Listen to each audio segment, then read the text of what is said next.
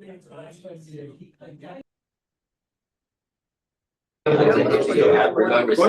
do. I did. I never got my because I didn't think this was but then I realized this was a swimming. I could have just. Okay. I will make a note of this. Now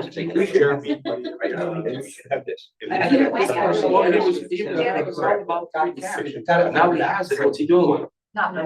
That's why I told him. Should we wait for everybody to do it? They have to go. He was so on his way. He's gonna be late. We're gonna put it all day. All right, so Alyssa just texted, she thought it was 7, her husband's not home, I told her just do it from. Yeah. She was planning on coming. I didn't. Sam, are we good online? Alright, we will call the meeting to order at 6:03. I appreciate everybody. I know it getting started a few minutes late. Hey, be quiet. Calling the meeting to order at 6:03. I want to take a minute and show my appreciation and gratitude for everyone showing up. I know it's not a pleasant conversation to have. It's an important one. And the fact of the matter is a lot of districts have gone through this over the past 3, 5, 10 years, some multiple times. So the fact that we've been fortunate enough that this is the first time in 10 years is very fortunate for us. Looking forward to hearing everyone's input. And with that, I think we started with introductions around the room. Jim Forkey, School Committee Chair. Carrie.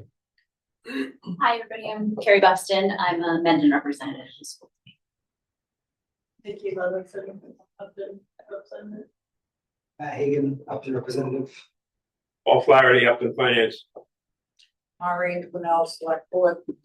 Dennis Westgate, Director of Public Works and Interim Town Manager for one more day. It's only Thursday. Tomorrow's a half day too. How many minutes is that? Laura had chair of the Upton select board. Mike Rager, Mendon FinCom Chair. Ron Samuto, Mendon Income. Elena Brugos, Mendon Select Board. Jason Cooter, Select Board Chair. Mike Morelli, Mendon Select Board. I'm Jay Byer, I'm the Director of Finance for the district. Maureen Cohen, Superintendent. Hi, everyone. I'm Cheryl Kirkpatrick, Assistant Superintendent.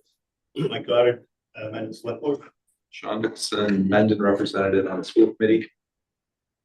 Eric Brown. He'll be here in a couple of Eric's minutes. on He's his way coming from from work. Hopkinton. We have Carl online too. Yeah, folks online. Carl Hummel, Mendon Finance Committee. Is Jeremy there too? Or? And Jeremy Stallman, Town Administrator. Okay. Just wondering what they're- It's all right. All right, now that we all know everyone's name, I'll pass it off to Jay and Maureen to. Oh, actually, we should probably all do our Call to order. yeah, call to orders for each Sure, having a meeting. board. We've already done ours, so. So Upton is not having an official meeting today. We didn't post for it.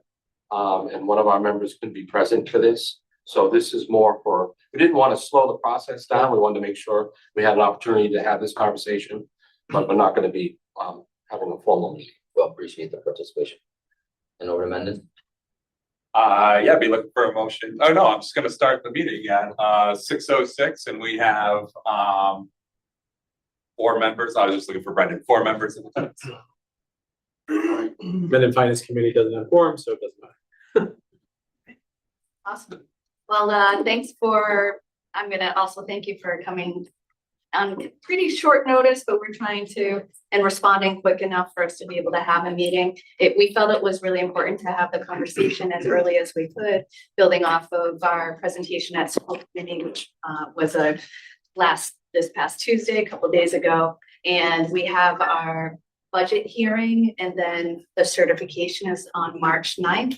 And we wanted to make sure we had as many conversations as we could before we went forward and get feedback from all of you. So again, really appreciate, I know a lot of us have meetings, I'm hearing other nights of the week, so it's a lot.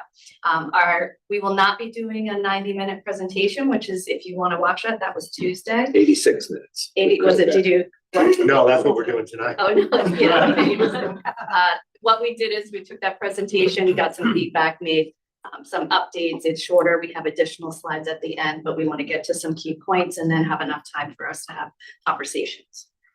All right, so our first goal to provide an overview of the current status as of today of the budget. We want to share details regarding our key cost drivers, so we'll talk a lot about that. And we are going to talk a little bit about the local revenue. So, but if we have all of the slides, so if you have questions, we can go deeper into that, but we want to make sure we didn't do that full presentation tonight. And our goal is to have a collaborative discussion. If we go back about a year ago, when we were here for talking about capital projects, that I have to thank anyone. I know not everyone is here tonight that was there at that meeting, but it was really helpful for us to get the kind of feedback and the questions and to work through that over the months, and just I'm hoping for the same. All right, our headline, I like to talk in headlines, is that accelerating costs are now exceeding what public funding can sustain. And we're going to talk about what our gaps are and what's really driving it this year. And it is looking a little bit different this year than previous years, where we find ourselves at a critical juncture. If we look on the left-hand side, one option for the towns might lead us to reduction in services. Another is to continue on our investment in our needs and our strategic priorities. And I cannot say enough, and normally for the budget hearing, I'll go on and on about how great our district is, and I will do that in a couple of weeks. But we are in such a great place right now. It's always been awesome here. It really has. We have great people and we do good work, but our strategic plans that we've now been building off for the last decade, the last one, the one in the middle, and here, we're 3 years into it. We're making such incredible progress in lots of areas, but there's still room for growth. And just want to say things are really great, and we're hoping to continue that. The last time, and I think Jim was alluding to this, the last time we were at this bigger juncture of roads was in 2015. That was around the time we had one of our strategic plans called Forward, where we were trying to keep on building on some things that we had lost with major cuts going back to what year was that, 2009, 10. And we were building that back. And that's the last time that we had a larger operational override. At the time, the superintendent, Joe Rushtek, stated, and those who have been around and were there, he said, about every 5 years, it's possible we might be in this state. We got to 2020 and I came into this role just soon after that, about a year after that. But because of how we have been managing our funds pretty conservatively, we were able to raise our reserves and use some of those to go a little bit longer. We had COVID relief grants that we used strategically. Honestly, we didn't just bring in a bunch of staff that we'd have to cut, which a lot of other districts did. And we've been reducing staff, reallocating staff, and making cuts every year and trying to close the smaller gaps. But it brings us to the point, because of our larger cost drivers, that we're not able to make the small cuts to get us by another year. And we'll talk a little bit more about that. But it's been 11 years that we've been able to manage this through. Since I've been here and with Jay, we've really been trying to be as transparent as possible about our budget. We did the same thing with the capital projects last year, kind of, every piece of information you want, we're going to put it up there. We've been doing the same thing in our budget presentations. I may have heard that sometimes we might over communicate some details, so we're working on being more succinct. That's one of my goals. But we're on our website, we're trying to put up every single one of our budget presentations so people can go back and either view the videos or see. I've asked the departments come forward. I know some of you attend the meeting, so thank you for attending. But at our last budget hearing a full year ago, this was the slide that we talked about. we've been in and if I went back to the year before, we had something kind of similar about the implications for the next year. And we know, and we talked about it when we closed the gap last year, that we were going deeper into reserves that we really would have liked to. And we said we wouldn't be able to do it this next year. We used more of a grant called 240 grant. We're maintaining level services. And I had a snowplow screen that said, these are all the unmet needs that we keep pushing them down the line because of the revenue, the lack of revenue to move forward. But with the structural gap, for those who have seen, some people have referred to, I think, Mike, you said, like, we remember, we talked about the guy standing over the cliff and looking on, and we had it in the last 2 years in our presentation because we knew this structural gap was starting to widen a little bit, and that at some point it was going to get too wide. So this is my visual for that, for the community to be able to understand it. But on the rocks in there, we're going to be talking about health insurance, special education, the flat state aid that we haven't been getting any help there, fixed costs, etc. Our goal is to, with the collective, talking through, how we can do this with all of you, is how do we build that bridge across to the future and to continue along the path? And it's my job, Jay, all of us here, school committee, to advocate for what we need and to explain it and to answer questions, and that's our goal. I want to be able to point out, and I'll continue to find other state information, but we have a couple highlights here. This is not a Mendon-Upton challenge only. It really is a state issue. I was on a Chapter 70 webinar today with superintendents, and they said, make sure they don't think it's just the towns. Like it's the state formula. Talk about that, and gave some ideas. I was at a legislative breakfast where we're advocating in Worcester County. I have a slide related to that about how Worcester County, how we're being impacted. All of the towns are being impacted. And I sat at a table. I won't say the names of the districts, but I sat at a table with 4 superintendents and hanging their heads saying, the budget and the cuts, and this is what's happening. And it was every single one of us. But we've been in a much better place than a lot of our surrounding towns because of the community support over time. But many school districts are being threatened with this cycle of declining resources. If you start in the left-hand side, upper left, state funding freeze. Because of the formula, it's hold harmless, as they say. Our aid is flat because of our enrollment. We're not a town that going to have a sudden influx in the number of students that then we're going to get more state aid. Our per pupil costs are still rising. Our fixed costs are still rising. And the only thing we can do is to cut services, cut positions. And then that leads to a competitive disadvantage potentially, because then more people will end up leaving our district, which leads to a drop in enrollment, and it keeps going. So it's a cycle. And at the presentation yesterday, 45 Worcester County districts are stuck in this cycle right now, some way worse than us. And it ends up we are in the state where we need to either continue to cut or we need to be able to look for additional funding. And that's kind of the point that we're at tonight. I'm always going to talk about our strategic plan. You can find it on our website.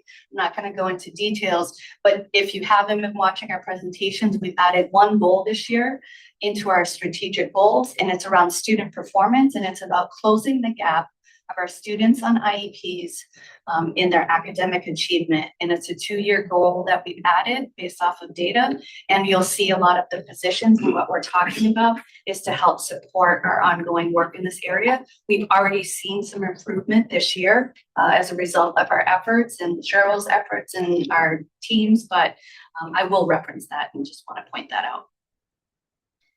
We have guiding principles in our budget.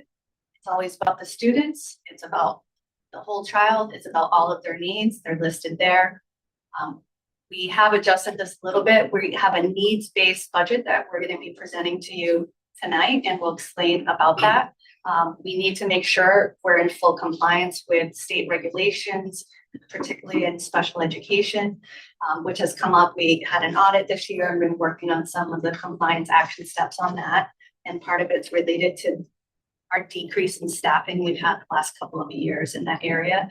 And I want to emphasize, we're really trying to be transparent and fiscal stewards. We kind of talk about that, and we understand that there's limited resources, and just want to acknowledge that as well. So I'm going to walk you through the budget options. We have been, usually I use my hands a lot here, but you're looking over there, but I'd be pointing to the level service budget. I forgot to put an arrow. Where the level service budget, we have been at a level service budget for the last, well, I'll say since I've been here the last 5 years. And our focus has been to make sure it's level services. We're maintaining our class sizes, our programs, our services. That's the floor, that's where we start. Then periodically, we've been able to add a position or a program or support in the needs base. We've been able to work on some of our strategic goals to remain competitive. And we've added a position like I'll give an example of an assistant principal because of the growing needs that we had. And we gave examples a few years ago, and that's been really helpful at one of our schools. And we really needed that. That was in that upper. We did that a number of years ago. We're at the needs-based budget. I'm going to explain what that is, but that's addressing our critical mandated needs of our students and the compliance issues that we've been facing. Strategic, I'm going to give a couple examples so you just know what we're talking about when we're at the strategic level. It's when people say, there'll be someone say, how come we don't have the elementary world language position that was in the strategic plan 10 years ago? Because we don't have the funding for it. How come we haven't expanded world languages at the high school to add more world languages? We haven't been able to do that. How come that those are not, there are things we want to advocate for. That's what the community is looking for in programs, but we haven't been able to meet all of those, just a couple. So moving forward, what we don't want to be is in the space of the reduced service budget. It would be major cuts to all existing services, and I'll talk about that as well. But that's the option that we're at, that below that dotted line potentially. Every year I organize staff requests. These are all the staff requests that came in this year. If we had them on posters across this room here, you would see that every year I just say, tell me what you need. And then we prioritize them. And we start at level services, and every once in a while, maybe we can get a targeted one. This is the list. Full transparency. I think it's important for people to see what our leaders and everyone's advocating for.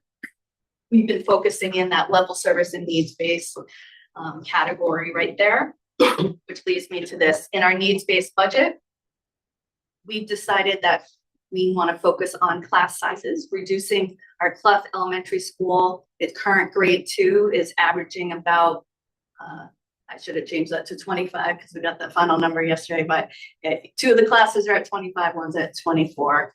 And the goal that we want for class sizes would be, I think what it said, it was typically, the number slides 20, 22, 20 there. Yeah, so it's right on this slide. Under 20 ideally, and I have the class size numbers at the end. Special education, our number 1 position, just going back here, is the special educator at the middle school. We cut a special educator at the middle school, and what we found is it hasn't been working as well this year. We have a number of students coming up from the elementary into the 5th grade, and we can't meet the needs with the numbers that we have. And that's flatly where it's at. Same thing at Nipmuc. Last year we cut the special educator, and it's been hard for us to meet all the needs with the class specialty design instruction that they need and some of the additional support.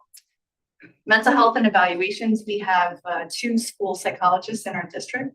They do even experts, school psychologists in here, and you can answer questions for us, Carrie, but what they primarily are doing right now are evaluations for all of our students that need to be evaluated. They do academic evaluations and they do all the psychological evaluations. So if you have concerns, you bring it forward, you think a student might need to be on an IEP, you ask for an evaluation, that's what they're doing. Their caseloads are so large that honestly, we're afraid we're gonna lose these high quality school psychologists because it's so large. But what they can't do, which you can have in other districts, is if we have a third school psychologist, then they can split it up more evenly and we can provide supports for students. So when you think of going to a psychologist and getting supports and getting counseling, getting other resources, they'd be able to provide that, but they can't. They're only focused on the evaluations which are mandated. All of these positions directly impact our student support and our compliance with state mandates, which is why it's in our needs-based budget this year. So we're going to jump to expenditures and costs related to all of this. Yes. Question. Sure. You said state, so state has mandates on class size? Not on class size, on special education. So the first bullet about getting 24 to 25 to 120. That is our best practices Right. and our goals around class sizes. Is Yeah. the 450 that is cost to do those 3 bullets? Is that spread evenly across those 3 bullets? Or how's that allocation across those 3 bullets? Like is the cost for the school Yeah. psychologist? I'm just curious. So we can pull up. School psychologist is a higher cost than Yeah, a class, a because special they- ed teacher. Yeah. Yeah, I'd just be curious. Come back to it, but I'd be curious to understand the cost. Is it on the of- slide? Yeah, back. I just want to see what he's asking. That one there? Yes. Okay. So you're asking, is salary the same for all 3 positions? No, I'm just saying, what's the No. cost of each bullet? The total is 450. That's all. Yeah. Okay. In the event Yeah, we have to make a choice, how does that Yeah, cost yeah. break? We have it on the slide. Yeah. We were advised to reduce our slides for all facts, so No, that's fine. we'll go find it, but yeah, Lot that, plus hurts. we do, yeah, that's hurting me. I'm like, it's usually right here. But we can get that, but yeah, it's a really good point.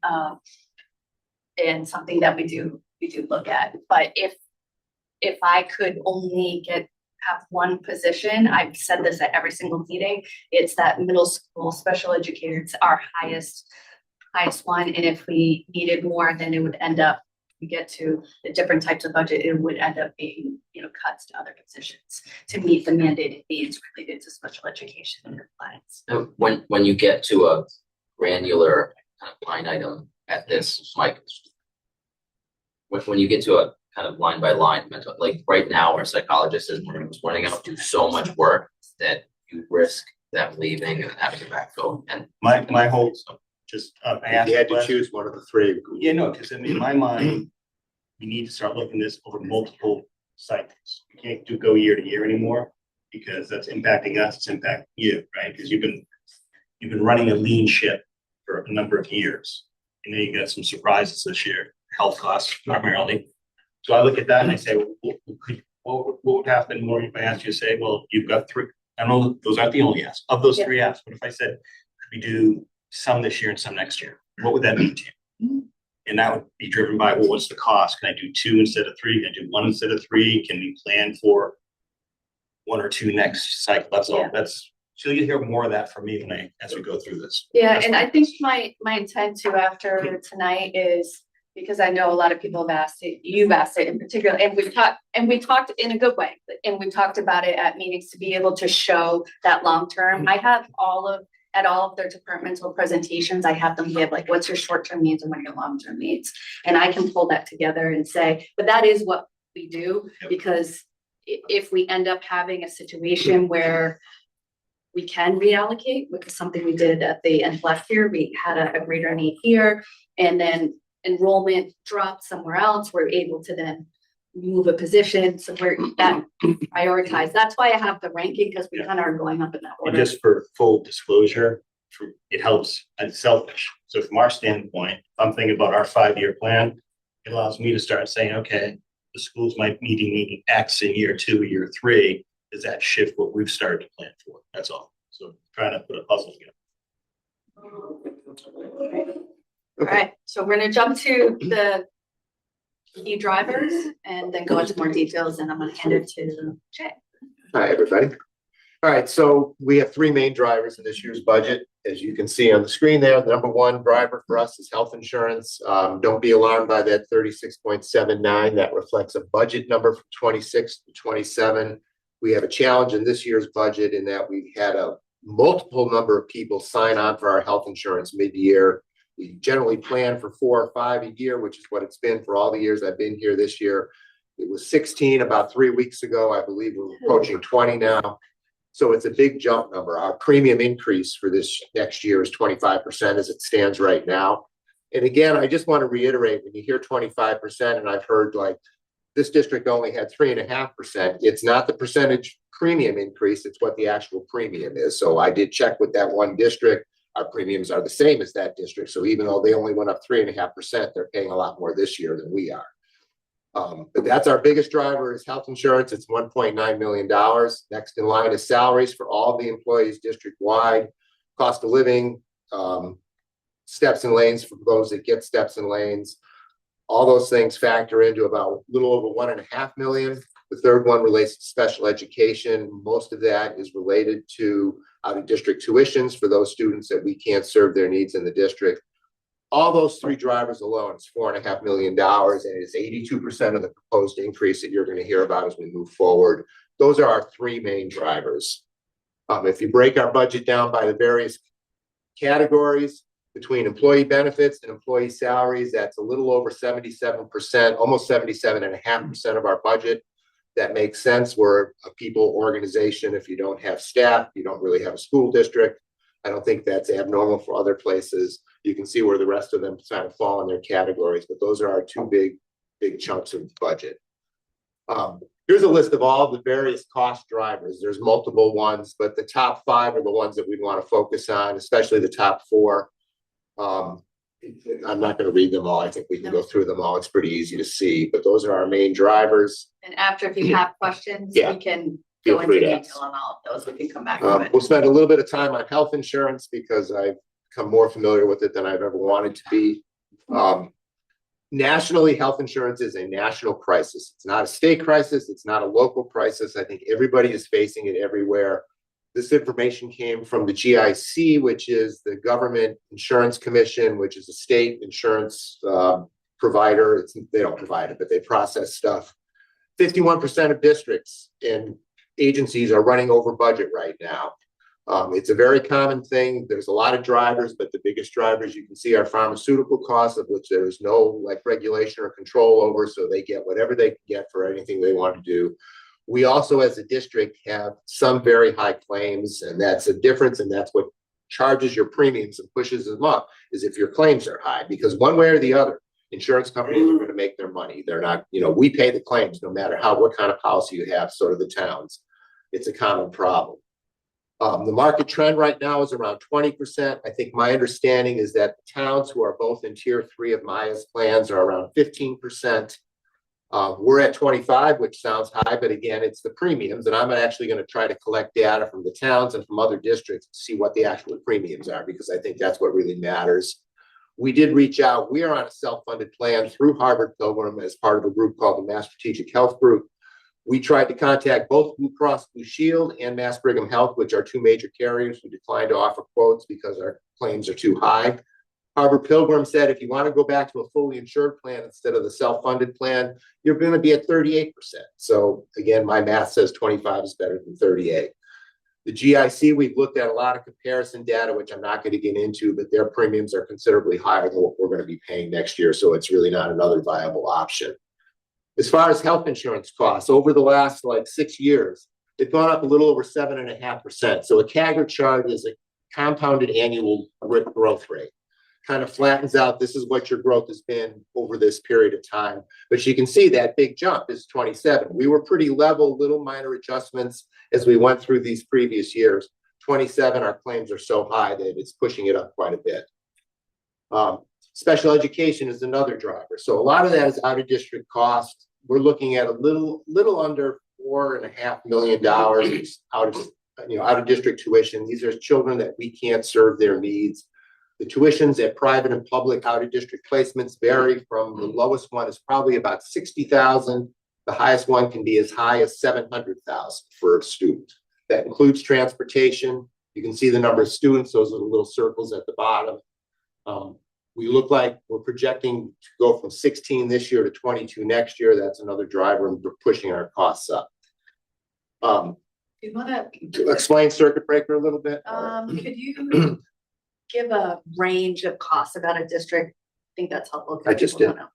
Like a per kid? Yeah, 50,000 to 700,000. All right, my bad. I wasn't. So pay I attention. wasn't paying attention. I was on to the next slide. All right, good. So You want to question hear on it. I that. want to make Yeah, sure that you got that. Interrupt if there's questions. If, Yes. if it costs us 700K to have a student go out of district because we can't serve their needs, what does it cost for us to actually serve their needs? We wouldn't be able to get the people to do that. It would cost us at least that much. I mean, there's very kids that have that high of a tuition, they generally have 4 or 5 individuals just focused on them. They have facilities that accommodate the conditions they have.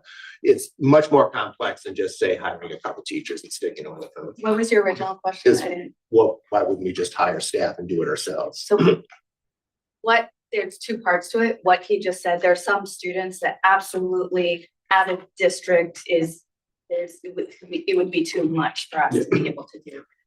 I would argue though that its potential, the more we've had to decrease, our staffing, which we have, we're kind of like around that cusp. And I think we'd be able to keep more students in. So a couple of years ago, we phased in, we have a social worker that's now at Clough Elementary, and we've kept students in district because we added that position. We know that for sure. It doesn't keep everyone in, but we did. So that one position has kept a number in, but we have some, they're going out a little bit at that middle to high school.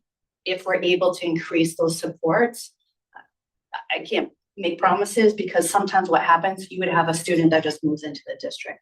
But part of it, I do think that we'd be able to keep more with a little bit more support. But that can be, I don't know if that's part of the. And then it does proposition save over analysis time. of, hey, we can Yeah. cut half of those students so that are having to go out of district by. Right, so we have done that to a little bit because there was a time, maybe 15 years ago, where we had about 35 kids Yeah. out. So we got it down to, you can see the low was around 18, but we're starting to creep back up. It's just significant needs that are sometimes beyond what we can handle. Yeah. This is also, you're hitting on the reason why if the budget goes down, then you get a cascade effect. Yeah. Because then you have more people wanting outplacement, you have more people doing more cost living. If we offer the service, do they have to stay in district or can they still opt out? They don't opt out, they go through an evaluation process. Some It's a parents team do decision. want their children to be in a different setting. But ultimately, it becomes a legal issue where people, get advocates. It can be very complicated. Karen, you probably can speak to this better than I can because you probably deal with it. They have a team, not to go too into detail, but there's a team decision that's made and recommended. If, let's say, the parent didn't agree to that, then there's due process for them to, then maybe go to mediation or then go to hearing or maybe have a settlement, and then that costs us more. And so every once in a while it does happen, but we could keep some into. It's not as simplistic as, okay, we've now possibly offered those services. Let's just say there's a value in being able to cut that 22 number in half by hiring 1 or 2 folks and a little bit of investment that is palatable, right? It doesn't automatically mean that those 11 students will end up staying in the district. They could still be a lost investment because they could still advocate to leave the district for whatever. Yeah, sometimes that's that possibility. I will say some of the targeted needs-based investments we've had over the years. We used to have contracted services for some of it, and now we brought some staff on. That's helped keep kids in too. Update myself. Good question. You can't And I'm Nancy gonna- Reagan and just say no. Can I just make one comment real quick though? Yeah, sure. You look at the slide, even the previous slide, one of the reasons that we have been able to maintain the budget for so long, just go back or Sam, go back. Well, yeah. to millisecond. I don't have control. But you can Yeah. see those first 5 years, before fiscal year 27, right? As Jay mentioned, a lot of schools had a steadier rise in health insurance. We maintained pretty low. We switched companies a couple times, switched plans, and then boom, we kind of got hit this year. You go to the next slide, on the out district or the outplacement, and we actually brought it down year over year over year. When a lot of times the national trend was going up at 5 or 8%. And so those are 2 of the things that helped us kind of get to where we are today, for better or worse. We've now run into that. You talk about the the rising claims, did you analyze that? Like, is that all healthcare cost that causes the rising claims? Or like, have you talked about adding wellness programs and things? We like have all of that. We have all those things. So we're in a self-funded plan. It basically has a stop loss coverage after above 175,000. So we're responsible up to that amount. But we have several claims that are exceeding that now. So we're it's just hitting the that general cost of Yes. healthcare, and then these claims, it's not anything special about those claims, it's just those claims cost a lot. Right. Well, we have some very unique, Yeah. Illnesses. But that out are of being- your Yes, yeah. No, we don't get to tell people when they get sick. And apparently that's something you can't do. And Well, sometimes if like a large portion of your healthcare costs happens to be like, mental health wellness, because you're not, Right. running a program that keeps your staff healthy, which is not what I'm saying. Yeah, no, But like sometimes you see that where you Right. just push your program a little in one direction or the other, and all of a sudden your claims start to change. So, Yeah. I mean, unfortunately, with some medical claims, you can't really predict Right. things that are going to come down the pike. All right. So do you see this happening again? Like, I mean, are you going in this direction and that's out of control? And It's hard to say. I can't tell you, like the high claims that we currently have, I can't tell you if they're gonna resolve or continue, I think I can't get into specifics about Right, the right. claims. I am aware about. I many think of them, you flip a coin. I mean, I think with 20 new people getting added to the policy, right? Probability increases of how many people are gonna have large claims. well, also if you're providing good policy to your staff, they're gonna take advantage of Yeah. it. We had I- thought about just offering really crappy health. Apparently, that's not a way to go. That is not true. Yeah, everybody watching. Ignore some of the things I Jay said. is joking. Jay likes jokes. The switch to self-funded was a big reduction in. It was a cost big for staff savings here. for us. So we actually did reduce in 2020 fiscal year 2026. It's what helped us keep a level budget into 26. Right. And we had to negotiate with the staff to do that. I mean, it was a very complex thing to do, but we pulled it off. So. But did you have to add, like, that's more operational load, right? Well, so the issue we had this year that is a deficit in this current year is people can have what they call a qualifying event. Maybe their spouse loses their job and they were on their spouse's coverage. They come onto our plan. They have a child. They go from an individual plan to a family plan. We always budget additional money in the health insurance line to accommodate those changes. It's never been more than 4 or 5 people, which is what we did for this year. 16 to 20, you're talking $360,000 So with that also additional could be costs. like an economy thing where being a teacher is a little bit more stable of a job, and maybe be Possibly, anything like That's that. true. That's a good. or maybe we offered a better plan. There's lots of reasons that people have these events that get them on, that bring them onto our policy. It's really unpredictable.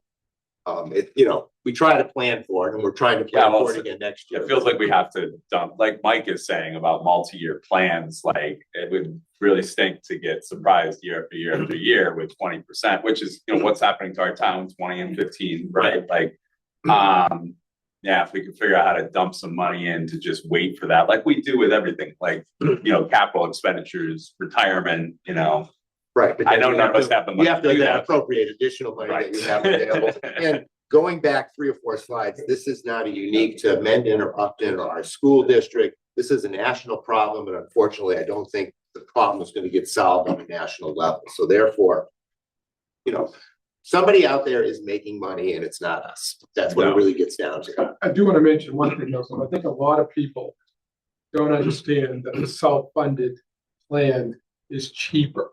Right. And when they hear, for example, oh, they get their deductibles paid or something, that throws a lot of people into a rage because they're in a company plan that doesn't have that.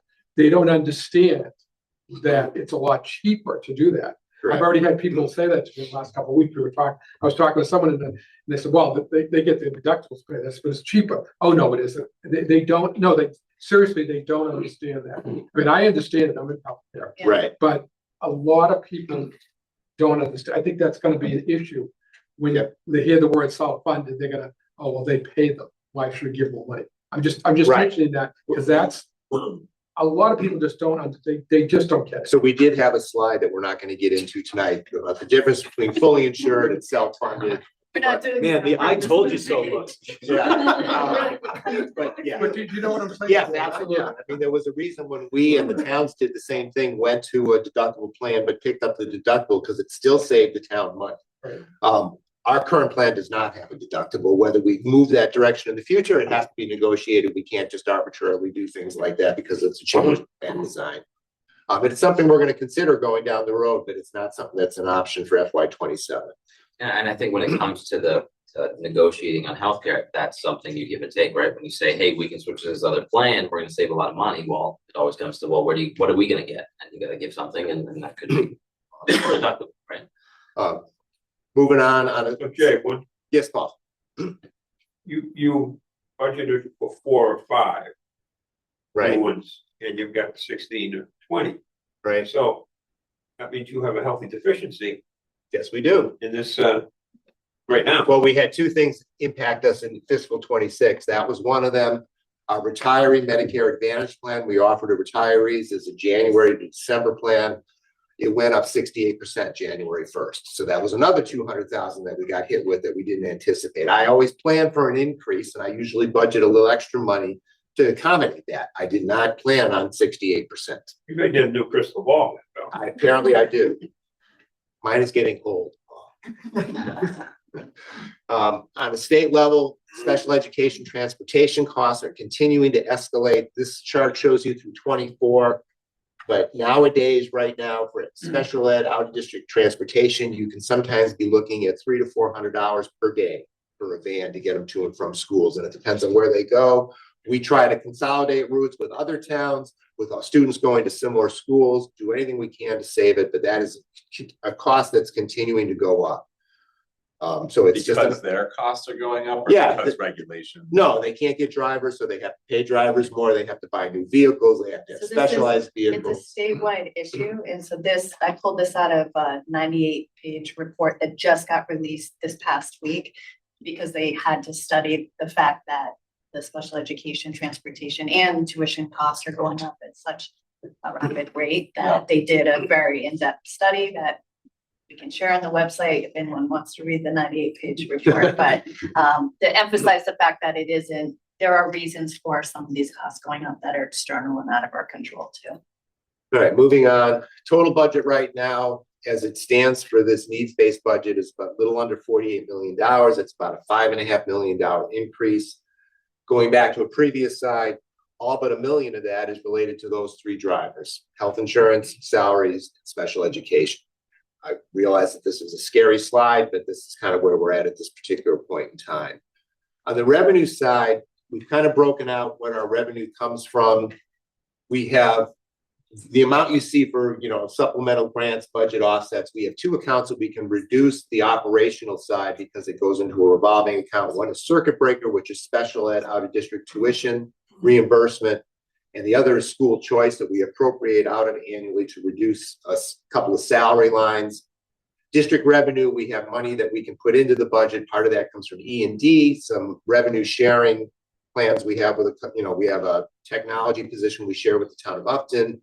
We get Medicaid reimbursement. We have several sources there. State aid is the thing that is not keeping pace with anything. So our state aid, and we're going to show you something in a second, the state is not going to rescue us at all. Our state aid has been flat for 16 years now and is not changing. Mendon-Upton, that's the largest share, obviously, and it all hinges on where the towns kind of fall in what they used to call target share. Both Mendon-Upton's target share right now is at the cap for a state level at 82.5%. So the state's expectation is that the towns will pay for 82% of the public education. The state will pay for that other 17.5%. So here's our state aid numbers next year for FY27. We're going to get $185,000 in additional revenue. That's not a lot of money when salaries and health insurance are going up by $4.5 million. It's about a little under a 1.25% increase. This kind of shows you the compounded growth over since the last override in FY16. Less than 1% a year is what we're averaging in state aid. That's not going to change in the near future. The state looks at Mendon-Upton as affluent towns. The residents may not feel that way, but the state seems to think that they are. Transportation costs, we get reimbursed for regional transportation, but again, the cost of transportation is exceeding the pace of the reimbursement. So you can see it's kind of widening as we go. And the reimbursement we get in 27 is based on what we paid in 25. So they're 2 years behind on that. So obviously our costs go up 2 years later than what they're basing the reimbursement on. Charter school, if students in Mendon or Upton choose, if parents choose to send their kids to a charter school, we pay the tuition. We do get a reimbursement rate that varies from anywhere from a low of 5.5%, 6%. It looks like next year around 23%. We have 19 kids in charter schools for which we will pay $413,000 for their tuition. So that's a cost that we have to incur with a minimal reimbursement. And these numbers change. So for example, 26, you see numbers there. By the end of the year, they'll be different. The tuition could be higher, the reimbursement could be higher, could be lower. So we basically go with what's on the cherry sheet. And are you working to try to figure out how to drive that number down, or that number is just a given and you expect it to kind of float up? Yeah, we don't really have a lot of control. It's, obviously if parents choose to send their kids to a charter school, that's the choice they made. If you look at there is something that's played into it. If you look on the bottom of the numbers that have gone, those are their students. So if you look at the last 5 years, it was 19, 19, 18, 16, 18, 17, pretty consistent. When I looked it up, it's a lot. Our families, one family decides they have all their kids children, go to that. not in all cases, but, we're fortunate there aren't a ton nearby. There's one, but, other towns get hit with a lot more when they have that. And, but since COVID, across some of the state and national trends, there was this massive drop in attendance, and everyone's across the nation is trying to bring students back. Some just left entirely, some went to other, options, but we've been working on it and we've started to, stabilize a little bit, but compared to some other towns, but that's played into it too. People are taking other options. But it does go into that cycle we referred to earlier, where as you just continue to not have funding on a local level, parents choose. Right, everything you grade. If you look at this, though, go back to that for 1 second. You have 19 kids this year and next year, but yet the tuition is going up a little bit. There's not any control over that. We're limited by what the towns can handle within their levy limit. Charter schools don't fall into that. It gets set by the state. So they get the money one way or the other. So Locally, yeah.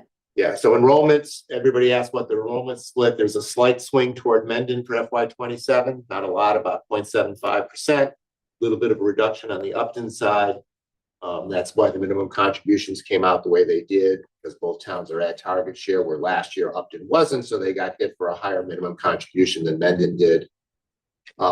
I don't think we have to get into how this, does everybody understand how we calculate this local assessment? I'll explain it. I'll do it as quick I as think I it's can. worthwhile. All right. The way it's done, this is the state recommends this policy is you take all of your fixed charges. So anything that comes from the state, anything the district puts in, the minimum local contributions, which are not based on enrollment, but are based on property wealth and property value. You take all that out, the balance is then split by this enrollment percentage that you saw on the previous slide. So that's how it's calculated. Target share is calculated by the state, but it's mostly based on property value and income levels. But both towns are at the cap of 82.5%. There's 191 districts in the Commonwealth that are at 82.5%. And that's like census-based data, It's or? based on income and property value, so it's based on. But so they're getting that yearly then? Yeah. Okay. Yeah, so it changes every year. So Every like, year it changes. you're both at 82.5%, but next year we could be at 70.5%. Yeah. Okay, it's those numbers, they expect, income tax levels, that's 2 years back. Yeah. Yeah, that too. Okay. I expect the Mendon-Upton will stay at that cap, is my expectation, Yeah. especially if you look at property values and where houses are selling, that's a big driver. Does everybody understand MLC? So MLC is minimum local contribution. That's a very complicated formula that I would love to tell you I could explain, but we don't want to stay here all night. But it's the minimum that they say the town should be able to pay towards public education, and they set that based on these target share values and property values. No district in the Commonwealth only pays or only funds it at that level. Every district is funded at about 110 to even as high as 140% above the foundation minimum local contribution. Both towns have passed prior overrides to help fund the schools. So you'll know in both towns, we have generally 3 lines. You have minimum contribution, transportation, net of state aid, and that's part of the regional agreement. And then what we generally is called operational addition. That's prior overrides from previous years. It gets appropriated toward the school district. And that can vary depending on how those minimum contributions sort of play into it. Did I explain it okay? Yeah, I'm more curious about what the MLCs for each town are. Actually, I don't think we're going to tell you that tonight. No, I can tell you that. We have it on a slide somewhere. I can pull up a spreadsheet. This is what I'll give you the breakdown in a second. This is the local aid. This is everything all combined. This is what each town would be looking at this budget for a net increase over the previous year. Again, we understand that this is a scary number. And I wish we could make it less than it is, but right now this is kind of where we are in the budget as of a couple of days ago. If you look at local aid trends through FY26 from the previous override, the rate of growth has not been tremendous, and that's mostly because we've been able to manage things through additional funding from grants, from our own fundings, but Mendon's at about 1.6%, Upton's at about 2.6%. Most of that, I believe you would say, is in the last couple of years because Upton wasn't at target share and Mendon was, so it kind of skews the numbers a little bit. Where we fund the situation last year where Upton had an increase and Mendon didn't because the MLCs were so skewed. And this goes back into. I'm sorry, but that's a huge slide. I mean, what we're essentially saying is the way that we've gotten the aid through, it's been within the levy limit. And now we're confronted with fiscal year 2027. These are you want me to talk about this? I can't. Sure. I'm on a roll. You're on a roll. You go and I'll jump in. Yeah. How's that? So we had like 4 you saw 4 options previous, a strategic budget that basically tries to fill all needs that we feel that are important to make us the school district that we are. The needs-based budget, which is where we're sitting right now, that's that second column. A level service budget still requires at least a couple of teachers in order to kind of stay with what we're currently doing. And then you have that reduced budget, which would be basically based on the minimum contributions and information I've gotten from one of the towns as far as what they felt it would be the cap net increase they could handle within their levy. That's where we would be, which would be substantial reductions. These would be probably comparable to the reductions that were made in 2010 when we had some other major budget issues. We'd have lots of challenges. I'll let you want to address it any further than that? Just on the reductions, it would be significant and it would impact all staff across all buildings in every area. And everything that we've been building up in the last 10 years, we wouldn't lose everything, but all of the additional programming, or let's say, we've worked on internships for students and we're working on, getting students to go out and connect with communities. We've expanded our AP offerings and had additional support for advanced placement that helps them succeed. And we, we're recognized that for that this year. We have electives and a diverse range of electives. We have our music program that is performing and succeeds here. We have our athletics that can go on and on. It would impact all of it because of the gap is so large. And not just the impact for next year, right? There's a spiral that happens because that charter school option that you just saw, right? More people leave the district and not go to charter school. The school choice, which we currently profit from, people coming into the district, they say, well, no, I don't want to send my kid there anymore, right? And we wouldn't be able to open up because we wouldn't have Right, we space. wouldn't have Because space to if you add more, had to right? It's a reduce revenue it, gain. you'd increase class sizes. They'd be so great you couldn't, And on top of that, if you have to reduce staff, you have to pay for unemployment. So it's like you create this ladder effect. And then more students go out of district. Let me This answer. whole, yeah. I'm going to answer Mike's question. The minimum contributions for Mendon is $9,295,109. For Upton, it's $11,998,726. Mendon's MLC increase is $433,787. Upton's is $315,973. So those are the minimum contributions. as they stand right now. And I will get all this information to everybody. I mean, I can send it, you know, all the stuff out. We typically send it after we do our open hearing. I don't know where you guys, I don't know where Mendon is in their planning. I don't know where Upton is in their planning. I think we probably had these numbers up on a screen. So anybody that was at previous meetings should have them now. I'm We sure can- Paul's got them. But we can add a slide into just so we have Yeah. access to I it. actually think I Anytime we was have a gonna do question, yeah, but I'm writing it down so we can just add it in. So Yeah. it's just available. When we go back to this, so we're proposing the need-based budget here, and we talked about some of those positions. But there's also the strategic budget. So if we're thinking about what was requested, and we've already level funded a number of items across, we've, you know, made some reductions in level funded, but over time, you know, if there are ways for us to chip away, a lot of those are kind of like the snowplow where we keep pushing off. I give an example of, it's a minor one, but I think we understand it with tech support. You know, we've had 3 tech support. We have 4 buildings. We have, it's on one of our slides, you know, thousands of devices, and in order, they do an amazing job. Sam's over here doing, like, he wears multiple hats, and we do what we can, but that position has been asked for a decade. And we had more positions at one point and had to reduce along the way, but it does have an impact on instruction. It slows things down. And I have think insight that's into a district that has very, very, very poor IT support, and it is very critical. right, you know, so Very critical. there's It's not those just keep the things- Wi-Fi going. Yeah, you know, it's just keeping things, you know, working. And it says full-time pre-K, something we've looked at, it's halftime. One thing that we know some families want is to be able to have full-time pre-K or have at least that as an option. That would require, we do have space.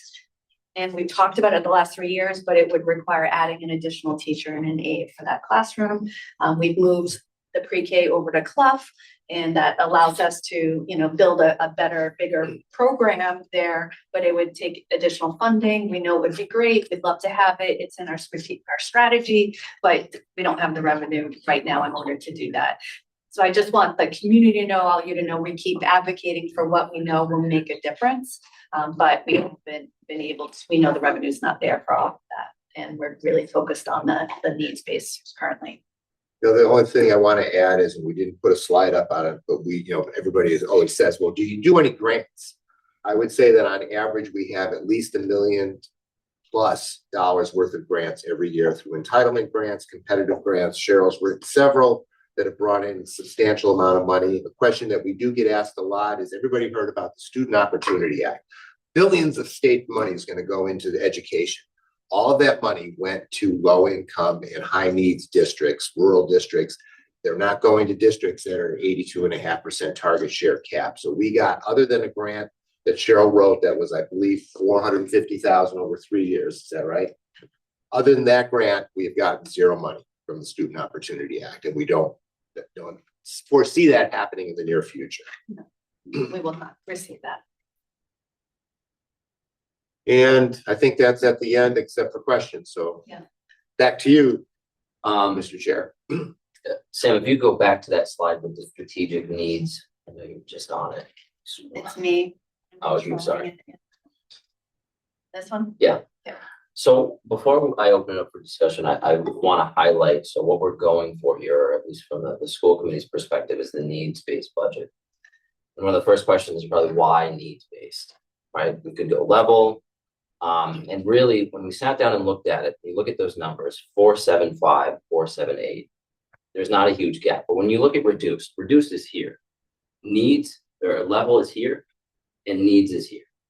Right, so it's a relatively small gain, and we actually provide services to students that really need them, right? They're critical. I'd love to come forward with strategic, but I think bringing a strategic budget, we want to truly be strategic with the towns, understanding, okay, you guys are going to DPW, you guys want a senior center, and working with what does that look like, and how do we work together as a town and a district to come up with a strategic budget. And we're coming forward strategically to accomplish that, right? Understanding where we all are. And we're not doing that in a year where we need to do an override, right?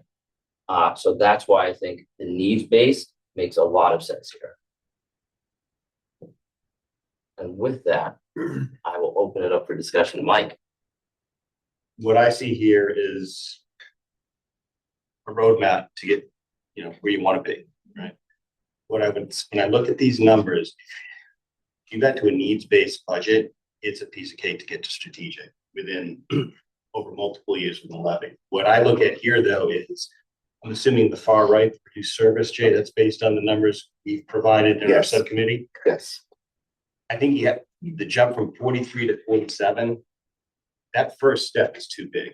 When I talk about smoothing it out, we need to, so I mean, it shouldn't be, and as I look at this, it's like, it's either 43 or 47. There has to be an in-between, so the reductions aren't quite as severe as you're So describing. let me address that because we So, did. the objective for me is to mitigate or minimize override. I'm not saying we would need an override. Yes. The question is, how much of an override and how much can you then build into your levy increases over the outer years? That first step to me, that shocked me when I saw that. So I understand the math. All right, so let me give you a slight answer to that because we had a lot of discussions about that internally. And the realization that we came to is that for us to have somewhere in between the two, which is what we were trying to target, would require some fairly substantial reductions in current services in order to get to that median strip. And it's very difficult if an operational override is something that's going to be required to say, yes, we're getting additional money through an override, please vote for us, and so we can cut staff. That's the challenge we have. Meet the needs, because it's a we wouldn't be meeting any of those needs that. I mean, it's substantial, the difference. As we started to work through it, it's not like one thing, two things. Well, I mean, what you're saying is we need to do it all in one step. And I would say so if I think about it, it was like 2.5 was coming to Mendon, is that right? Based on the needs based? You probably an increase of 2.5. Yeah. Right, year over year, 2.5 million, which would mean that based on the number we gave you, we're talking about 1.8 to $2 million override. In that range, yes. If that were not successful, you could still ask for it. We would need to find it in the budget. So I think part of me is when I think about smoothing in a multi-year plan, it's understanding that we're in a bad place, but how do you strategically come out of it? I would rather have a smaller override and explain a multi-year plan. Understand, yeah, there's going to be some pain, but over the subsequent years, we're building out a budget that gets us back to where we are. Because to do it in one step, that's a big ask. It's just hard to advocate for additional tax revenue that's going to have a tax impact on taxpayers so that we can reduce services. As a taxpayer, we understand within the context of a 5-year plan and the reality, So it would mean coming back for numerous years of overrides. Well, no, unless you're managing it within the levy. My point is you jumpstart. You can't deliver within the, like, you can't do it. Health insurance alone is $2 million. So $4.5 million. You're getting an override year one. There is an override in this picture. I'm suggesting minimizing the amount of an override. What I'm saying, outer years 3, 4, 5, you potentially are managing towards. If we did a somewhere in between level services and reduced services, we're doing an override this year.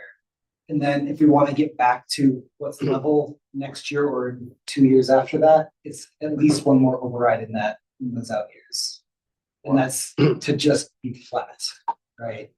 That's an assumed override, assuming that we couldn't have made sure that we had a long-term plan that supported the growth, right? So I think what we've been trying to do in Mendon is have a much better 5-year view of how we grow things over time. I think Mike's point is that this data doesn't allow us to maybe be able to figure out a way to have a smaller override in the short term. Yes, there is a little bit of pain. The story can be, we need a smaller override. We will feel a little bit of pain, but on the outside of it, we'll be able to grow to the strategic way in a much more palatable method within our current operational budget because we planned it that way. So my question is, how would you do that if you don't have the increase in your levy? I think that's where we need to work out all of the asks from all of our departments and say, how do we adjust our budgets to account for those things, right? And I mean, the override small would still be $1 million. I mean, it's not going to be small relatively I mean, to go for a 2, when we were, and some things have swung in the wrong direction in this process.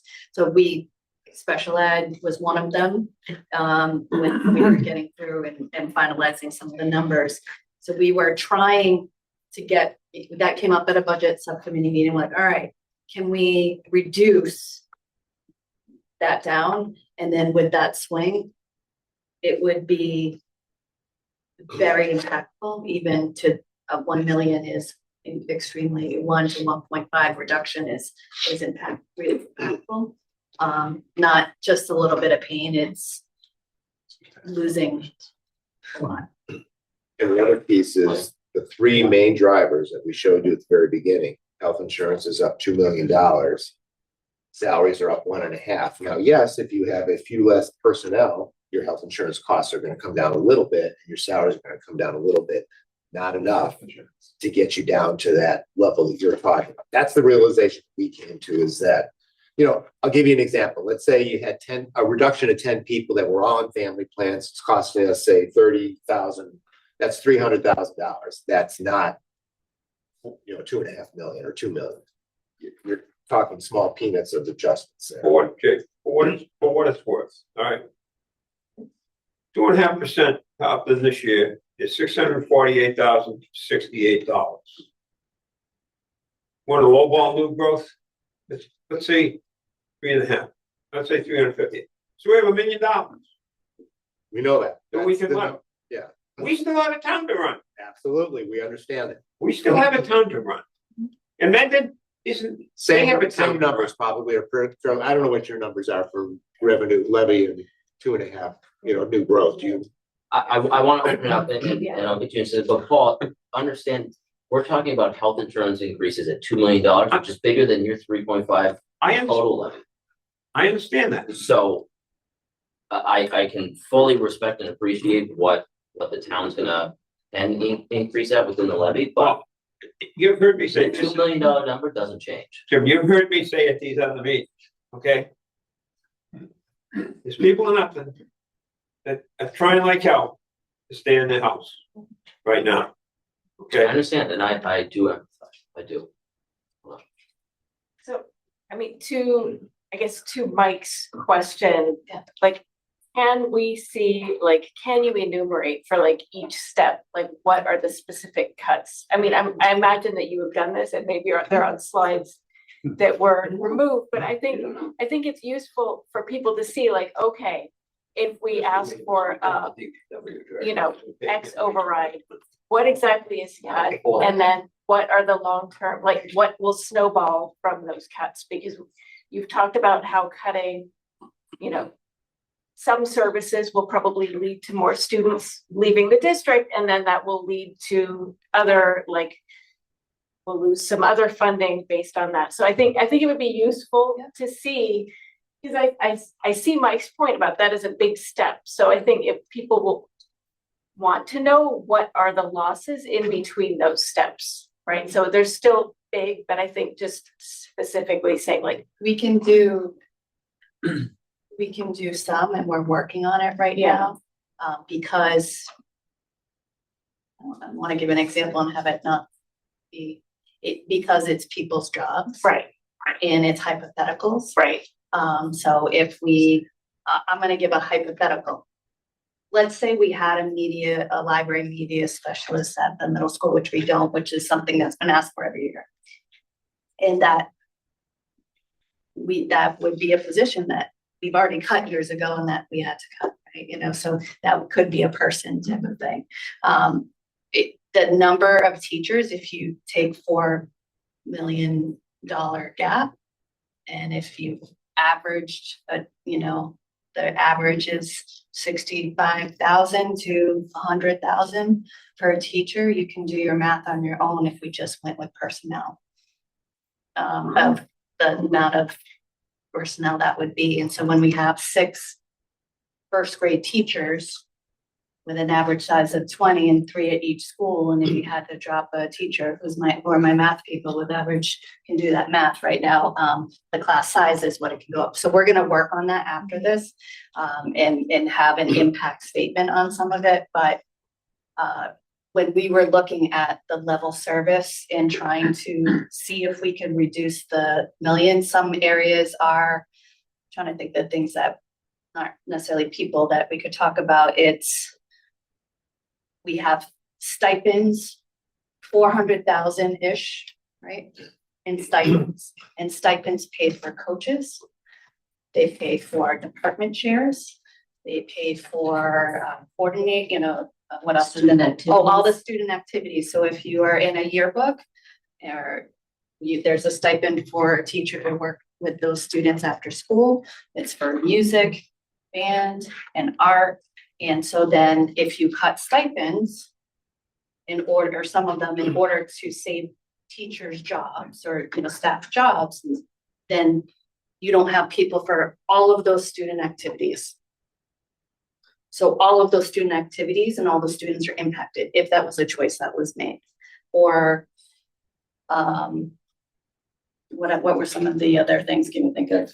Yeah, so we went through and it was so impactful that we got to this point where it didn't make sense to have that, especially if you needed to go, if we knew you didn't have enough, funds. So let me try to characterize what you're saying.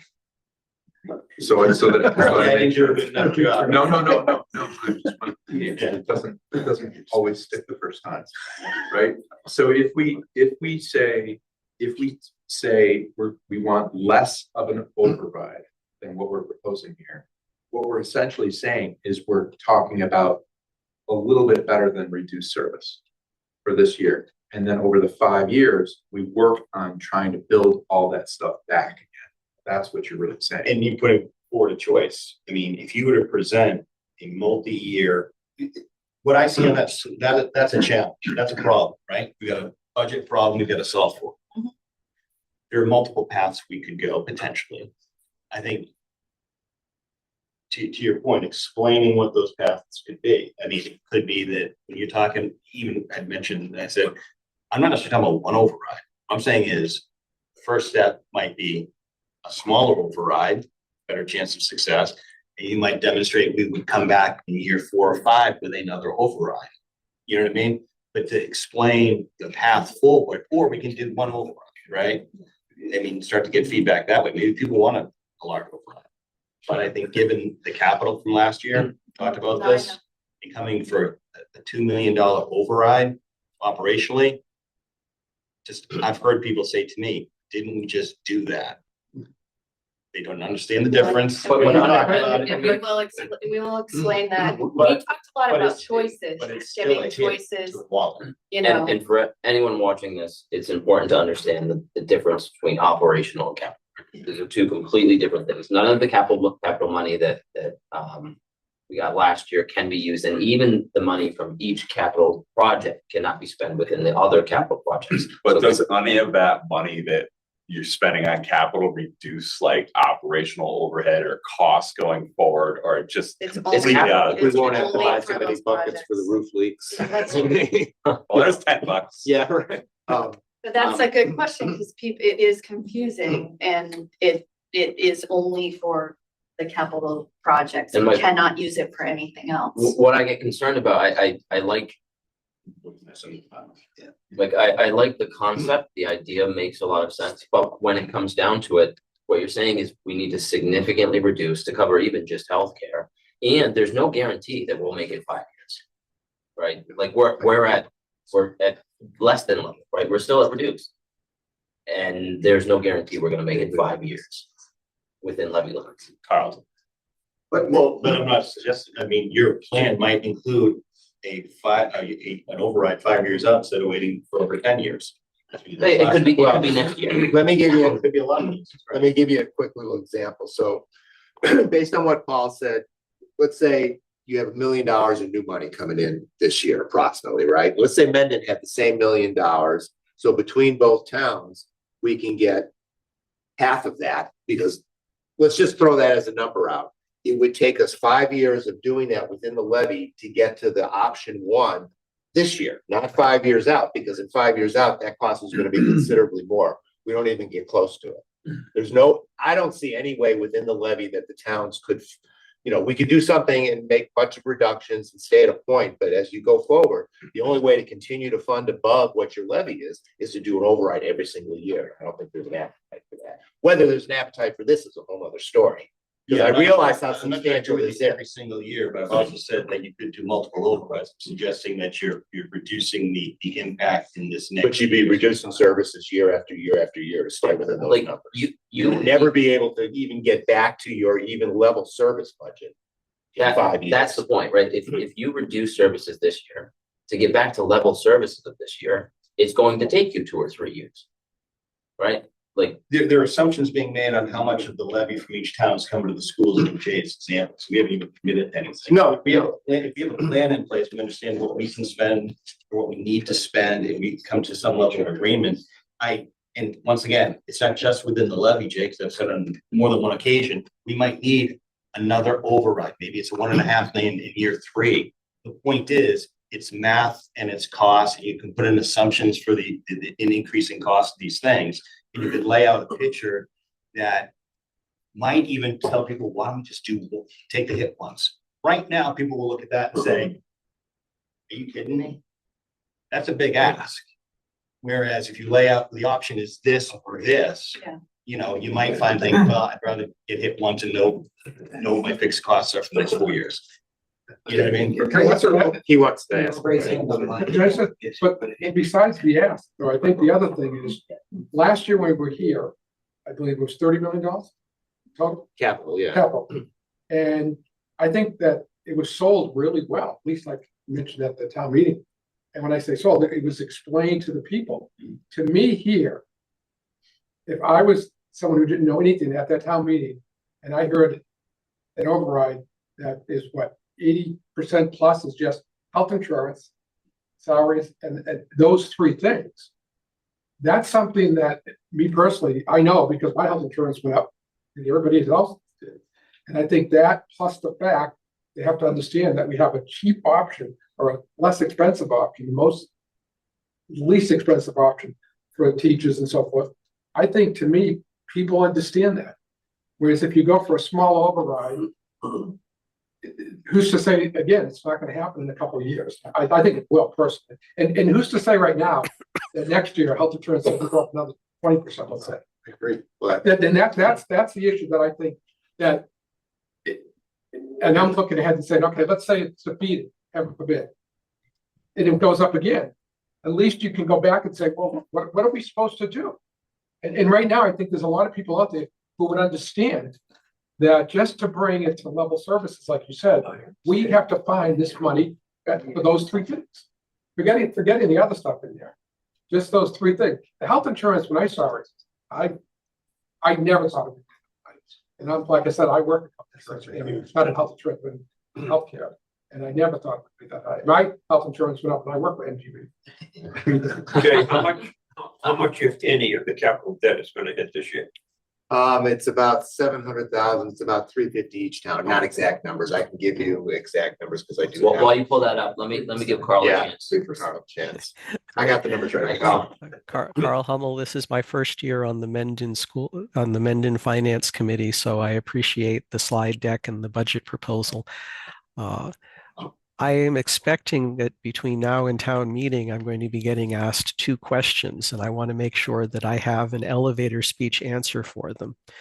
The first question is going to be, how come they're going to put something on the ballot again this year when we did the same thing last year? And the answer is, last year was capital for fixing the buildings. This year is just a regular override because the amount of money it costs to run the schools doesn't meet up with our income growth.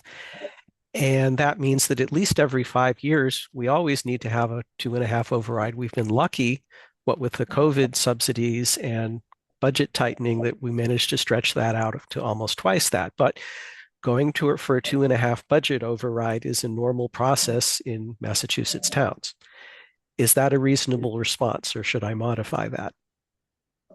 I think that's spot on, and I think to add one small snippet is that capital projects are financed over 20 years and that debt eventually rolls off. Okay. My second question I'm going to be adding is what the previous speaker referred to. Why the heck are healthcare costs going so up? And I think that I was hearing three answers to it. The first one is prescriptions. The second one is we have some very expensive claims this year. And the third one is that we had over 30 people joining our health plan, where in normal years, we only get 5 to 10. And I wanted to make sure I had the right numbers for that. Just a quick correction on the numbers. The numbers are usually 4 to 6, but this year Okay. it's like 16 to 20. 4 to 6 plans, 16 to 20 plans, could be an individual Right. plan, family. Right. So obviously, if you have a family plan and you got 4 people, 5 people on the plan, that's 5 people being added, but the gist of what you're saying is correct. And to your point, Carl, I think it's very relatable to everybody. Healthcare costs are absolutely skyrocketing for everyone. It is And- national. And why are more people joining the school plan? Well, because the school health plan may be better than what they had. The spouse or other people may have lost a job. They had kids and now need to have a family plan. So those are the ways that I can try and reassure Mendon citizens. Why is there so much? My personal feeling is that you shouldn't lowball your 2.5 override. I think that you should go in asking for enough money to get by for at least 3 years, and then do a sell job at annual town meeting by taking this slide deck and improving it. So that's my personal feedback to this joint committee. Appreciate it, Carl, and I want to open up and give it to Eric here, who's been very patient.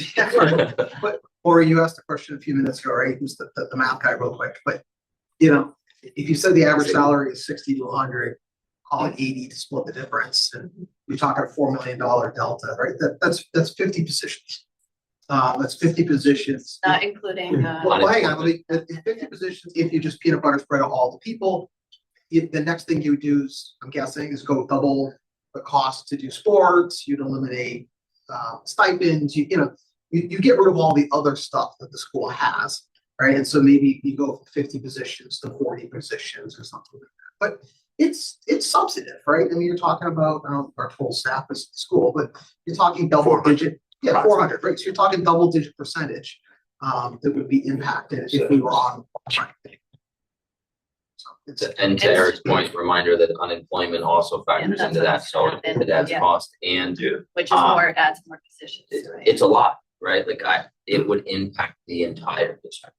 Let me answer Paul's question. Debt service for Mendon next year is 328,758. I think I sent the numbers to Jeremy, but I'm not sure. Then Upton's numbers are 407,173, and I thought I maybe sent them to you, but maybe I didn't. Memory's not always that great, so. I don't recall seeing them. Yeah, maybe I did. Maybe in my head I thought I did, and it never actually happened. I mean, that's a possibility. Yeah, I intended to, so that's, but that's the number. 407,173 for Upton, 328,758 for Mendon. That'll all be outside the levy. But it does add impact to the tax rate, I understand. When did you have a Yeah. comment? And then we'll go to Carl. Okay, yeah, just something we haven't talked about. It will end up in the slide deck, and if you look at previous presentations, for years I've had people highlight our reductions, our reallocations of staff, and the efficiencies and things we've done. So we have, as an example, at the high school, it's approximately 6 positions that we have reduced or reallocated out of the high school because there's been some declining enrollment here over the last number of years. That has already impacted some of our program offerings in a few places where we have to offer courses every other year, et cetera, to continue. So we've been doing this over the last 5 years since I've been here to do it even more. Every position is an impactful one because we're so bare bones of where we're at. So I can't emphasize that enough. If we looked at reducing by, let's say, 1 million, quick math, that was like 20 positions. I don't, Yeah. that's why where we stopped. And I want to highlight that in years past, we've always presented at level service and what needs would look like, what strategic would look like, and we've always presented at this is what level is. I think going at an operational override, getting to needs is a good place. And if we have to reduce in years forward, we can do that. It would really suck, but we could do that and it wouldn't be catastrophic like it is this year. Carl, I see you got your hand up. Thanks. Okay. Yeah, I'm looking ahead to another question. Why shouldn't we adopt the slash and burn budget and minimize the 2.5 override? And I believe from what I've heard, the answer is because one, it won't affect the costs that we can't get rid of, and it will cut all of the activities and extracurriculars that make school fun because you have to cut everybody's stipend. Are there other things that you could put on that slide? Yeah, I mean, I think, and, probably 40 to 50 head count. Right, so class sizes. Class sizes, right. Class sizes Right. would skyrocket. Class sizes and offerings, right? You start to lose all your AP classes, you start to lose the specials, you'd have the bare minimum of phys ed, but art and music goes away. Class sizes go up from the low 20s to the high 20s, maybe touching 30.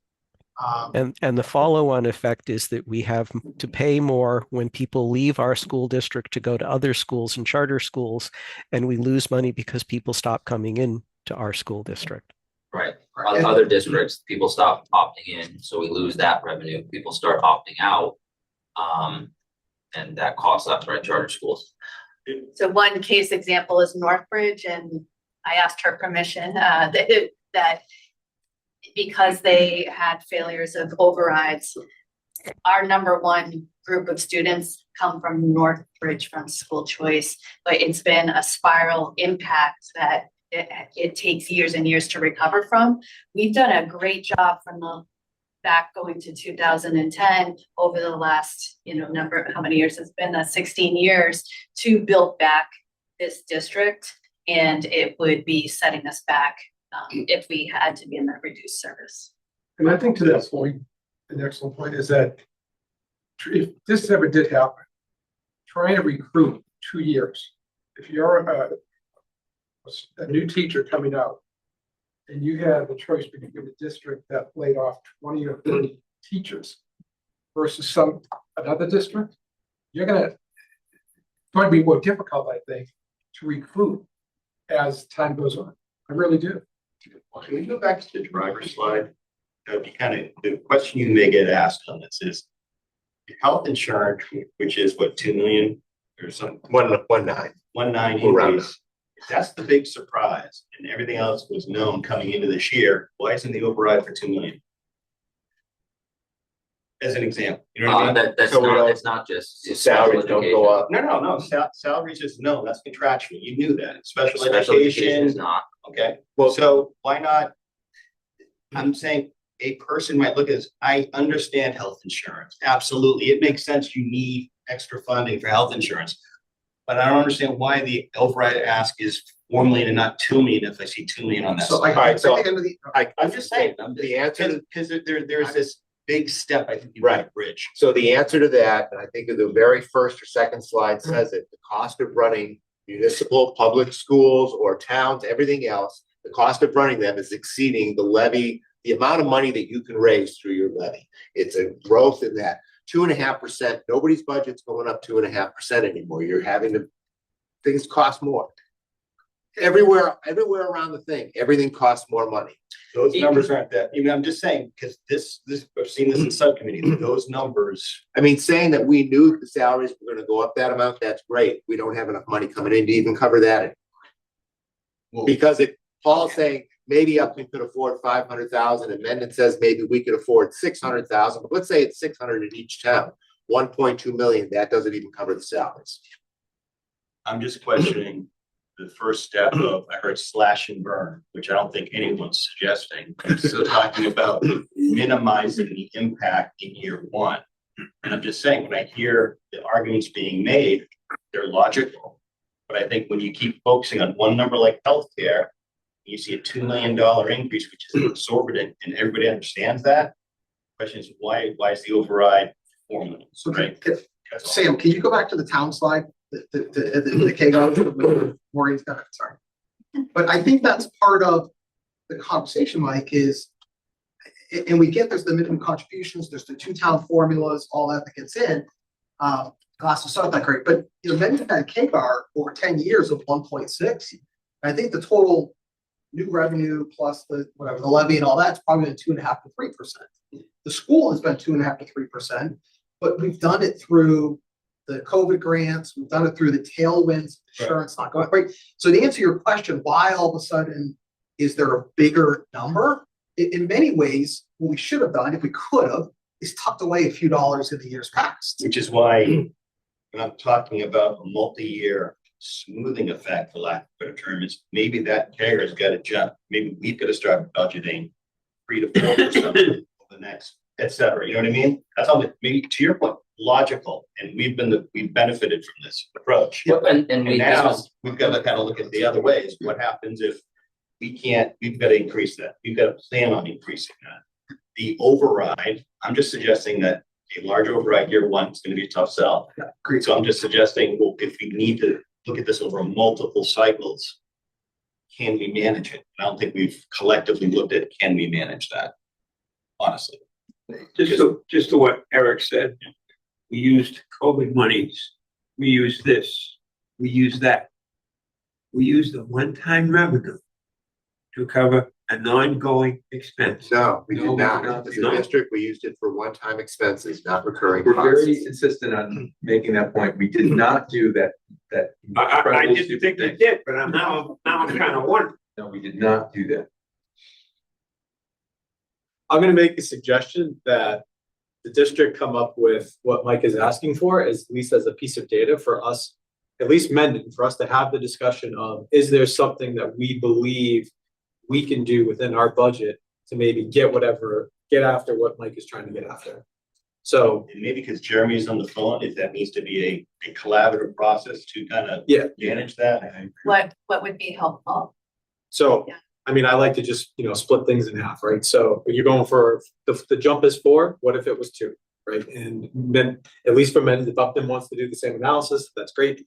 From a Mendon perspective, what would be Mendon's assessment if there was a intermediate step between level service and the slash burn? So if you went to that slide with 4 pillars, you're saying add a fifth in between. Yeah, And you want to call out, hey, how many headcount are you losing? yeah, What are the other? yeah, exactly. Moderate, reduced, right? It's pain, it is pain. I do think, at least in Mendon, it's a lot more palatable, given the fact that we did have the debt exclusion last year, right? So there's a lot of reasons why having that information can both either identify something of value or help prove why we need to go up to the next level. So it has both options, right? Nobody's saying we should do one or the other, but at least it allows us to do the proper analysis, everything top to bottom. I- it's a fair ask. Like, I think we certainly should and can do that. And we were, leading up to this week, we were. Was there a slide that was we in were- there that got pulled? There was a in between, there was this, I didn't pull the slide, but I never, I don't like questions. we went to the board, we were working on an in between. Cause we know where this landed when, we were looking at it, but it was a lot of, Yeah, it was impactful. and I do think We that, stopped and then focused on let's explain that what these are here for the purpose, but we can do that. yeah, I totally get it. I do think it will help tell a story no matter what. So let's do the. I think you'll be able to convince I- people why you didn't do it when you were putting the slide together, or how impactful it is. Because people they just don't understand that. No, I know, yeah. Even when they do understand it, they ignore it. Yeah. And it takes a while. Well, it takes a number of times to understand. It's a I lot think of. it's a worthwhile exercise. We can certainly do that and get that information to you guys. At the same time, I do want to highlight just how low that CAGR for the towns has been over the years. And I think that does show a lot of due diligence and trying to make sure that we're not hitting the towns with huge increases year over year and fiscal responsibility on the district's end. But I do think that it is a worthwhile exercise. And I will throw out my personal opinion is I completely agree with all of those things. That doesn't change the fact that coming up this year, there will have to be a vote that hits people's wallets in some way. It's about the dollars and cents today. It doesn't all the analysis, that's all great. And totally agree. I think everybody's been doing a great job so far. And I've personally put people at ease to help articulate that point. It's not gonna change anything about the fact that somebody's bill that shows up in their mailbox is going up, right? At the end of the day, that's all it is. It's fine. Agreed. Okay, so, The good advice, right? It's like, glad we're having- yeah.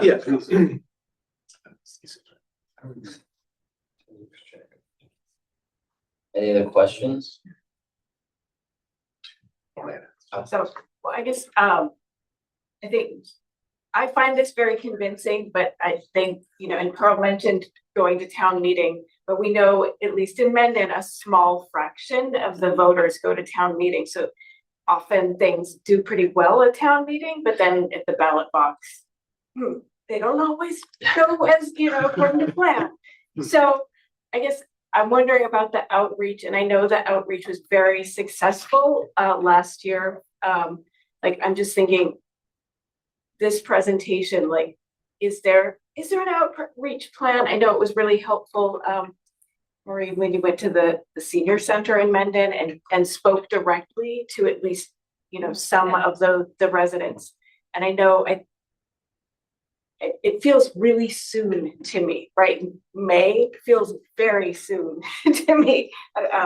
So I'm just wondering, like, what is the plan? Like, what do you need to actually vote on the budget? You haven't had your budget hearing yet. So like, is that sort of when the outreach? So I can speak to that. Okay. And it's a great question. I've been bucketing this in like three, you know, kind of categories in the process. We're in the get to the number, you know, what's the number?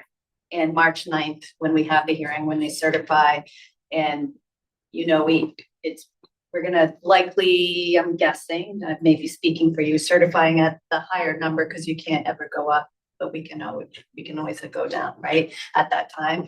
But that's my full presentation. I tried to give as everything that we could think of in that presentation. It's there, it's out there, like all the facts, talk about impact. It's like general impact. Then the next step, engagement begins right then, and we've already started a little bit. We've presented the budget situation to all of our staff, which is kind of what we did with capital before, and then it'll be starting the engagement, you know, meeting. We will present everywhere that is available, and then there will be communications about facts.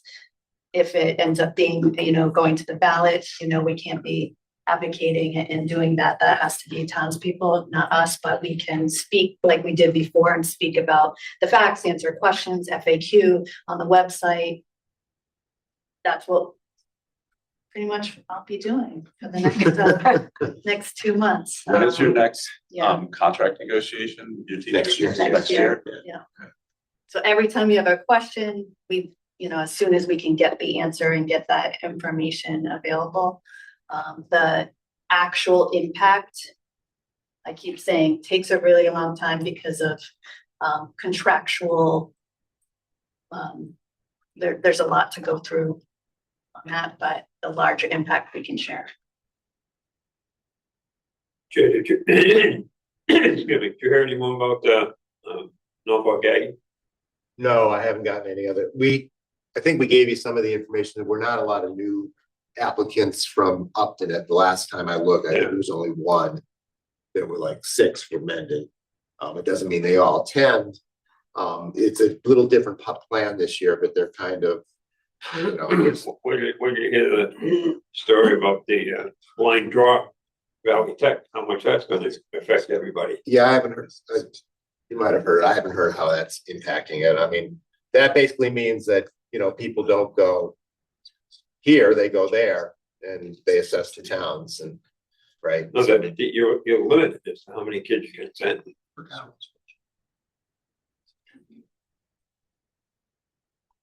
I know, in our case, we've picked up, we've got a good hit in the Valley Tech budget, because we picked up 6 kids. That's this current, because you're going to get assessed next year for the enrollment this year. Yeah, I know. No, for this budget cycle, right. Valley Tech's, we picked up 6 kids. Yeah. Valley Tech. Have you guys heard anything from Valley Tech? Maybe Jeremy has, I don't know. So Jeremy, let us know the other night and, they were supposed to presentation on Monday, but there was blizzard. So Jeremy just hopped on. I'll let him talk. Yeah, so Valley Tech is not under an obligation to do an apportionment under its lottery system, but they are going to do an apportionment. So what Mendon will see in fiscal 27 is a reduction of 1 because we're keys off the October 1st enrollment from the prior fall. So that has nothing to do with the lottery. So we're going to see, I think, from 75 to 74 or 74 to 73, something like that, for fiscal 27. And then the lottery, which impacts this coming fall's enrollment, will impact the fiscal 28 budget. Valley Tech is doing a kind of 5 to 7 year phase in of their apportionment. And so Mendon will likely see a reduction in the mid 70s to where we are right now to like the mid 50s in terms of a 4-year enrollment trend. They base that upon apportionment of 8th grade population and total population, this rolling 3 or 4 year calculation. So it will be slow in terms of its impact on enrollment, but I think they're doing it in a measured and fair way. It will be different for every community based upon if they are kind of over or under subscribed as a proportionate share right now. So as from Mendon's perspective, and I can't speak to Upton's, didn't ask them about that, but from Mendon's perspective, we are oversubscribed in terms of just a direct apportionment in our enrollment now. So we will see a lower BVT enrollment over the next 5 to 7 years than we have right now. Just so everybody knows that Jeremy Spell was behind the curtain there. That's the town Those kids administrator. have to go to school. Some other I'm coordinating toddler bedtime and budget meetings, so apologies for that. Or maybe. Yeah, possibly, but That would be good. Yeah. Anything else? All right. Can I add one thing? If you walk away and you have a question that you think of that you didn't ask, please just send Jay and I those questions, and that's incredibly helpful for us, especially down the road when we'll need to do an FAQ. We're just collecting them and we're chipping away at the answers we can get it to and add it to the list. So thank you. Sorry, just quick question. So just so that we're clear, it would be illegal to lay off people based on their insurance needs, right? So like, absolutely. I just want to establish that because I just feel like people will say, well, like, can't they just cut They out will. the expensive Yeah. ones? will. Yeah. Trust me, they will. We all know I feel some like we people. should establish That would that violate is a lot of illegal. laws. Right, that would make Everything else. lawsuits, right, that would make lawsuits and more expensive. Yeah, no. That would be Wanted to very. clarify. We would not do that. No. Oh, We'd like to they'll say, can't there be a follow waiting us. period for someone who wants to come on, but it's gonna cost a lot of money and health. Right, that would be illegal. Yeah. It would be wrong, but also it would be costly for the district. So It's criminal. Good call. All right, anything else before we close out? Other topics not reasonably anticipated by the chair within 40 hours, calling meeting to order. Any? We do still have public comment. Is there anyone on the phone there? I see no hands raised. And with that, the school committee will close out their meeting at 7:46. Sit on the dot. You guys want to close out your meeting as well? I'd be looking for a motion to adjourn. So Second, All those in favor? I. And motion to adjourn. 7:46. So moved. All in favor? Second. Aye. Cheers.